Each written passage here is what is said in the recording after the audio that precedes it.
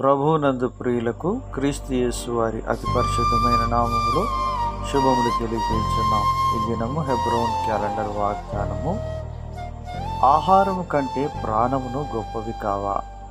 లూకా సువార్త 12వ అధ్యాయం 23వ చరణంలో దేవుడు ఈ మాటలు తెలియజేస్తున్నాడు. అవునండి, ఆహారం కంటే ప్రాణము గొప్పవి కావా అని దేవుడే స్వయంగా తెలియజేస్తున్నాడు. నిజంగా ఆహారం కంటే ప్రాణం ఎంతో గొప్పది. మన ప్రభు అయిన యేసు క్రీస్తు వారు ఇలాగున సెలవిచ్చారు. యోహాను సువార్త 10వ అధ్యాయంలో, నేను గొర్రెలకు మంచి కాపరిని, మంచి కాపరి గొర్రెల కొరకు ప్రాణము పెట్టును అని ప్రభు సెలవిచ్చాడు. ప్రియమైనటువంటి దేవుని ప్రజలారా, మరి ఇంత ప్రియమైనటువంటి ప్రాణాన్ని ప్రభు అయిన యేసు క్రీస్తు వారు తన ప్రజల కొరకై తన ప్రాణమును పెడుతూ వచ్చినట్లుగా మనం చూడగలం.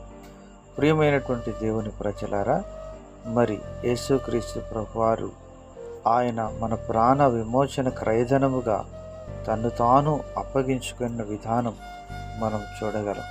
ప్రియమైనటువంటి దేవుని ప్రజలారా, మరి కేవలం భౌతిక సంబంధమైన విధానంలోనే మనం జీవించకుండా ఆధ్యాత్మికంగా దేవుని ఎడల ధనవంతులం కావాలనేది దేవుని యొక్క సంకల్పమై ఉంటున్నది.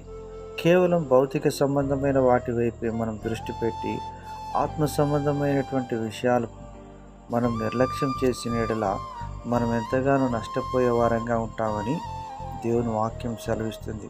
కొలొస్సీయులకు రాసిన పత్రిక 3వ అధ్యాయంలో 1వ వచనంలో పౌలు గారు అంటున్నారు, కాగా మీరు క్రీస్తుతో కూడా లేపబడిన వారైతే పైనున్న వాటిని వెదుకుడి, భూ సంబంధమైన వాటి మీద మనసు పెట్టుకొనకుడి అని ప్రభు సెలవిస్తున్నాడు.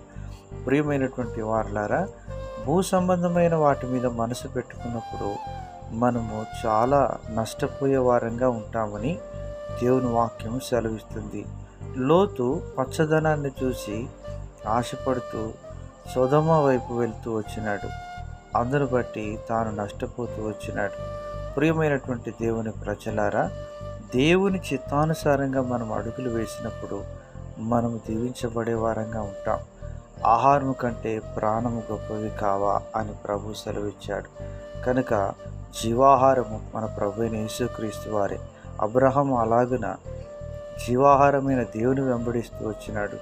తాను దీవించబడుతూ అనేకులకు దీవెనకరంగా చేయబడుతూ వచ్చినాడు.